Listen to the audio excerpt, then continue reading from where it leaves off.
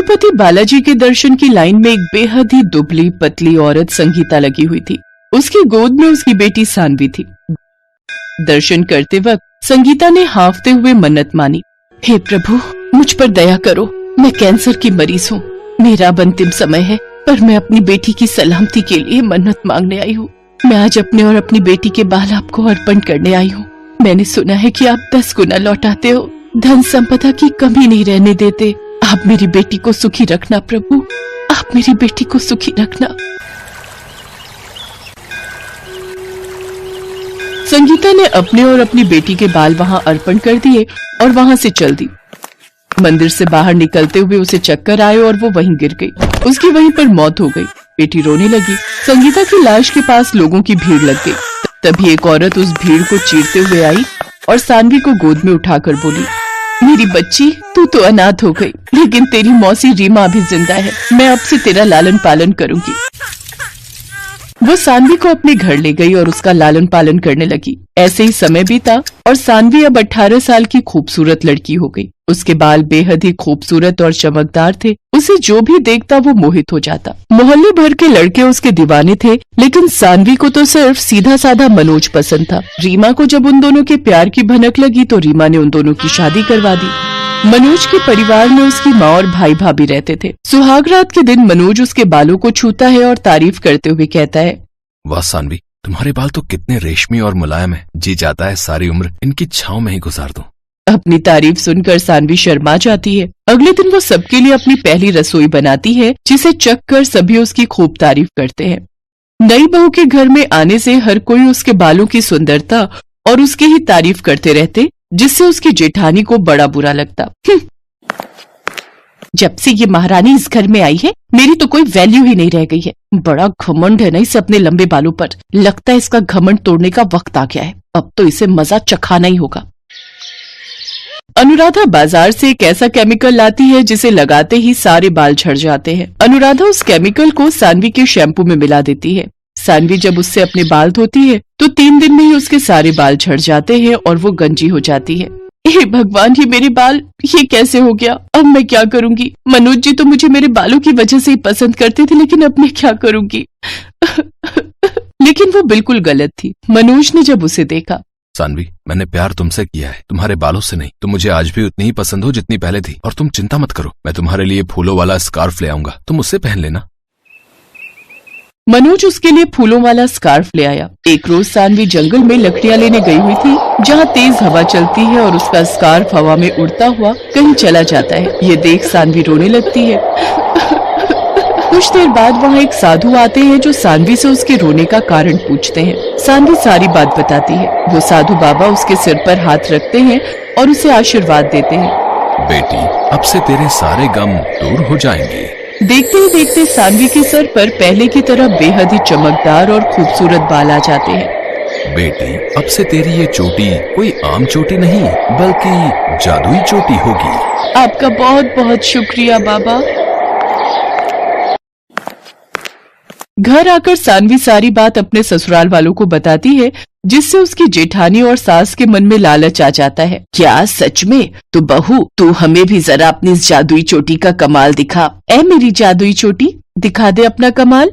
तो उसमें से काफी सोने की मोहरें बाहर आ जाती हैं। ये देख सब बहुत खुश होते हैं। सास और जेठानी झट से सारी सोने की मोहरें उठा लेती हैं। अब उनके घर में पैसों की कोई कमी नहीं रहती। ऐसे दिन बीतते जाते हैं और उसकी सास और जेठानी हमेशा उसका इस्तेमाल करके अपना मतलब निकालती रहती। ऐसे ही एक रोज, बहू, अपनी चोटी का जादू जरा फिर से तो दिखा। वो क्या है ना, घर में पैसे खत्म हो गए। अब तुझे तो पता ही है इस महंगाई में कितने खर्च हो जाते हैं। लाला, जरा और सोने की मोहरें मांग अपनी इस चोटी से। नहीं माँ जी, आप लोगों का लालच दिन पर दिन बढ़ता ही जा रहा है। भगवान का दिया सब कुछ है अब हमारे पास। मैं अब और अपनी चोटी का इस्तेमाल आपके लालच के लिए नहीं करूंगी, बल्कि गरीब और जरूरतमंद लोगों की मदद के लिए ही करूंगी। अगर नहीं दे सकती तो निकल जा मेरे घर से। सानवी अकेली नहीं जाएगी, मैं भी उसके साथ जाऊंगा। इस लालची घर में मैं और नहीं रुक सकता। सानवी और मनोज उस घर से चले जाते हैं। अपना एक अलग घर बनाकर रहने लगते हैं, जहां अपनी जादुई चोटी से सानवी गरीब और जरूरतमंद लोगों की मदद करती है और अपने पति के साथ खुशी खुशी रहती है।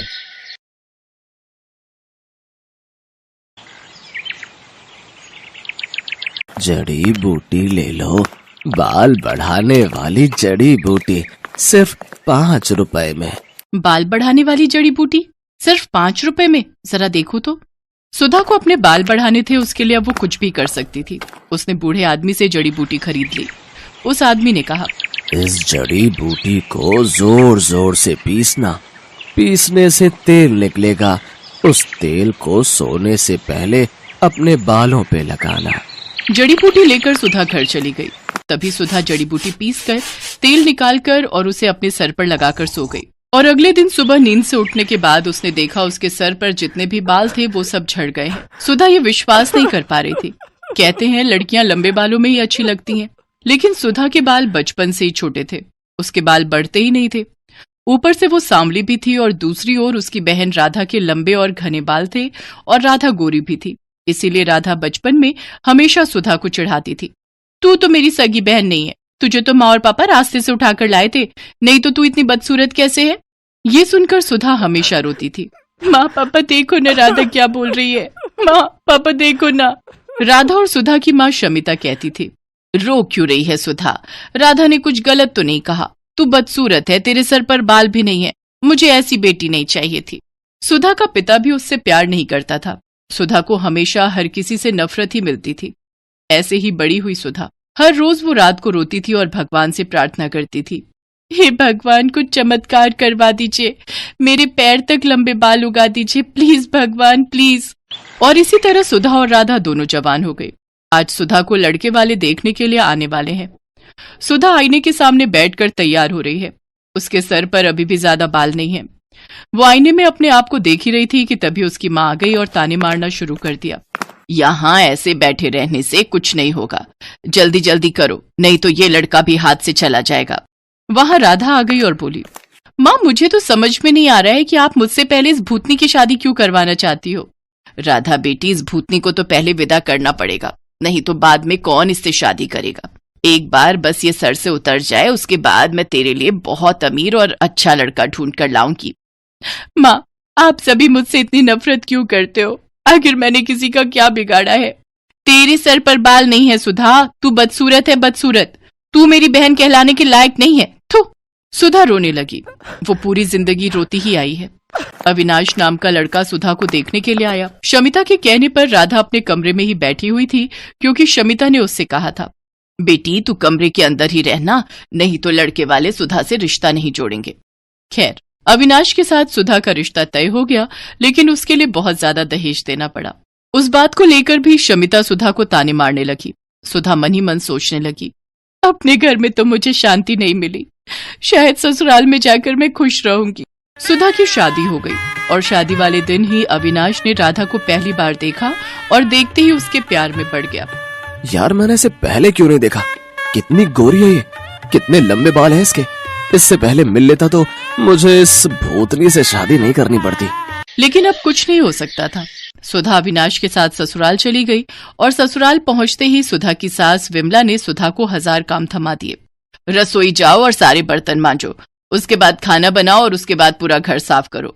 मत भूलना कि तुम्हें इस घर की बहू सिर्फ और सिर्फ काम करवाने के लिए ही बनाया गया है। ठीक है माँ जी, नहीं भूलूंगी। सुधा बिना थके काम करने लगी। उसकी सास और उसका पति उसके छोटे छोटे बालों को लेकर मजाक उड़ाने लगे। तुम्हारे बाल तो मुझसे भी छोटे हैं सुधा। ये तो पूरी नौकरानी लग रही है। हाँ हाँ, मुफ्त की नौकरी। अविनाश मजाक उड़ाता ही गया और एक दिन उसके साथ राधा की मुलाकात हो गई। राधा को अपने लंबे बालों को लेकर बहुत अहंकार था। वो सुंदर भी थी। अविनाश को उससे प्यार हो गया और राधा भी अविनाश को पसंद करने लगी। और एक दिन अविनाश और राधा ने शादी कर ली। राधा अविनाश के घर चली आई। ये देखकर सुधा को जैसे सदमा लग गया। राधा, राधा तू मेरे साथ ऐसा कैसे कर सकती है? तूने मेरे पति से शादी कर ली। चुप रह, समझी ना? अविनाश तो तुझसे प्यार भी नहीं करता है, वो सिर्फ मुझसे प्यार करता है। हाँ हाँ, ऐसे बिना बाल की औरत से कौन प्यार करेगा? मुझे तो लंबे बालों वाली लड़कियां पसंद है। सुधा बस अकेली चुपके से रोती रही। अगले दिन वो बाजार गई और देखा एक बूढ़ा आदमी जड़ी बूटी बेच रहे हैं। जड़ी बूटी ले लो, बाल बढ़ाने वाली जड़ी बूटी, सिर्फ 5 रुपए में। बाल बढ़ाने वाली जड़ी बूटी सिर्फ 5 रुपए में? जरा देखो तो। सुधा को अपने बाल बढ़ाने थे, उसके लिए अब वो कुछ भी कर सकती थी। उसने बूढ़े आदमी से जड़ी बूटी खरीद ली। उस आदमी ने कहा, इस जड़ी बूटी को जोर जोर से पीसना, पीसने से तेल निकलेगा। उस तेल को सोने से पहले अपने बालों पे लगाना। जड़ी बूटी लेकर सुधा घर चली गई। रात को सभी सो गए और तभी सुधा ने जड़ी बूटी पीसकर तेल निकाला और उसे अपने सिर पर लगाकर सो गई। और अगले दिन सुबह नींद से उठने के बाद उसने देखा उसके सर पर जितने भी बाल थे वो सब झड़ गए हैं। सुधा को जोर से रोना आ गया। ये क्या हो गया? मेरे सारे बाल झड़ गए, अब मैं क्या करूं? सुधा जोर जोर से रोने लगी और उसे इस हालत में अविनाश, विमला और राधा ने देख लिया। ये क्या, तू पूरी तरह से गंजी हो गई? छी, मैं देख नहीं पा रहा हूं तुम्हारी तरफ, मुझे उल्टी आ रही है। सुधा, तुम निकलो यहाँ से, यहाँ तुम्हारी कोई जरूरत नहीं है। तुम इस घर में रहोगी तो इस घर का नाम बदनाम होगा। सभी ने मिलकर सुधा को घर से निकाल दिया। सुधा रोती हुई एक जंगल में चली गई। जंगल में वो एक पेड़ के नीचे बैठकर रोने लगी। उसी पेड़ पर एक पंछी रहती थी। उसने सुधा को रोते हुए देखकर कहा, तुम रो क्यों रही हो? सुधा ने उस पंछी को सब कुछ बताया। रो मत, ज्यादातर इंसान बुरे होते हैं, इसीलिए तो हम जंगल में रहते हैं। इस जंगल में सब कुछ है, बड़ी से बड़ी बीमारी का इलाज है यहाँ। एक फल है, उसका रस निकालकर सर पर लगाने से बाल बड़े हो सकते हैं। सच? कहाँ मिलेगा मुझे वो फल? मैं लाती हूँ। उस पंछी ने कुछ ही देर में सुधा को फल ला कर दिया। उस फल का रस निकालकर सुधा ने सर पर लगाया और उसके बाल उगने लगे। उसके बाल सर से पैर तक आ गए, काले लंबे घने बाल, ठीक जैसा सुधा चाहती थी। सुधा ने पंछी से कहा, अच्छी पंछी, तुम्हारा बहुत बहुत धन्यवाद। मैं इस फल का रस लड़कियों को बेचना चाहती हूँ, उन लड़कियों को जिनके बाल नहीं उगते, ताकि उन्हें भी मेरी तरह परेशानियों का सामना न करना पड़े। सुधा जंगल से निकलकर फल का रस बेचने लगी और एक दिन उसे अविनाश और राधा ने देख लिया। तुम सुधा हो ना? हाँ, क्यों? अरे वाह, तुम्हारे इतने लंबे बाल कैसे हो गए? इस फल का रस निकालकर सर पर लगाने से। तुम बहुत खूबसूरत लग रही हो। क्या तुम मेरे साथ घर आना चाहोगी? ये सब देख और सुनकर राधा को जलन हो रही थी। उसने फल का रस लिया और पूरी बोतल अपने सर पर डाल दी, लेकिन उससे असर उल्टा हो गया। उसके सारे बाल झड़ गए और वो गंजी हो गई। ये क्या हुआ मेरे साथ? मैं गंजी हो गई। बहुत अच्छा हुआ, यही लालच का नतीजा है। बचपन से आज तक तूने मुझे चैन से जीने नहीं दिया, अब देख कैसा लगता है। और हाँ विनाश, मैं फालतू लोगों के साथ नहीं रहना चाहती, तुम रहो अपनी पत्नी के साथ। राधा का अहंकार मिट्टी में मिल गया। अविनाश को भी गंजी राधा के साथ ही रहना पड़ा और फल का रस बेचकर सुधा बहुत अमीर बन गई। चारों तरफ उसके बाल के चर्चे होने लगे और वो खुशी खुशी जिंदगी बिताने लगी।